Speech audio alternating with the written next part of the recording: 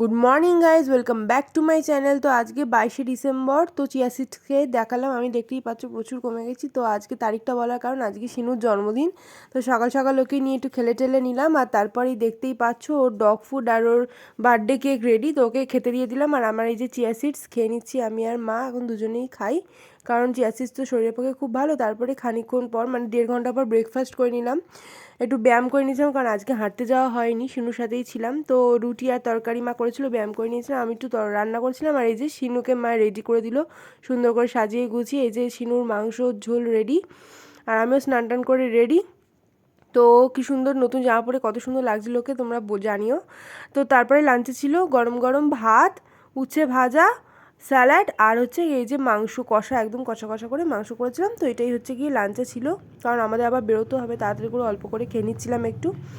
তো মাংসটা খুব সুন্দর হয়েছিল, একদম কষা কষা করে করেছিলাম, খুব ভালো লাগছিলো খেতে। তো তারপর এই যে আমরা বেরিয়ে আছি দুপুরবেলা 3টের সময়। তো একটা কাজে গেছিলাম, তো সেখানে ওই একটুকুনি দেখিয়ে দিচ্ছি।